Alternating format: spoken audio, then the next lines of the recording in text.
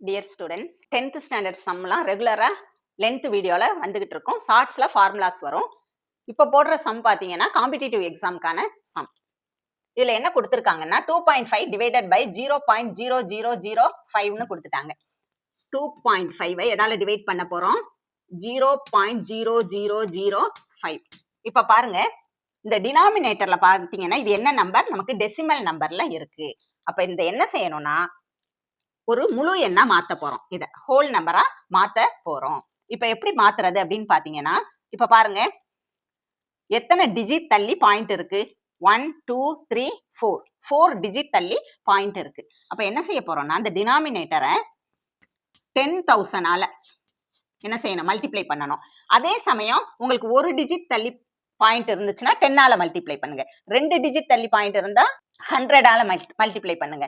3 digit தள்ளி இருந்தா 1000. இது 4 டிஜிட் தள்ளி இருக்கிறதுனால பாயிண்ட் 10,000ஆல மல்டிப்ளை பண்றோம். கீழே டினாமினேட்டரை எதால மல்டிப்ளை பண்றீங்களோ அதே நம்பரால மேலையும் மல்டிப்ளை பண்ணிருங்க. இன்டு 10,000. இப்போ உங்களுக்கு என்ன கிடைக்கும்? மல்டிப்ளை பண்ணும்போது இந்த 4 ஜீரோவையும் இந்த பாயிண்ட் எடுத்துட்டு அப்படி சேர்த்துருவோம். 25000 டிவைடட் பை 0.0005. இந்த 4 ஜீரோவையும் இதோட சேர்த்துருங்க. 0000. இப்போ நீங்க பாயிண்ட் வச்சுக்கலாம். இங்க பாருங்க எத்தனை டிஜிட் தள்ளி? 4 டிஜிட். 1 2 3 4. நியூமரேட்டர்ல ஒரு டிஜிட் தள்ளி தான் பாயிண்ட் இருக்கு. அப்போ ஒரு டிஜிட் தள்ளி பாயிண்ட் வச்சுக்கோங்க. நெக்ஸ்ட் இதுல இந்த பாயிண்ட்டுக்கு அப்புறம் ஜீரோ இருந்தா அந்த ஜீரோ நம்ம எடுத்துக்க தேவையில்லை. 25000 டிவைடட் பை, அதே மாதிரி பாருங்க இந்த பாயிண்ட்டுக்கு அடுத்து உள்ள இந்த ஜீரோ நமக்கு தேவையில்லை.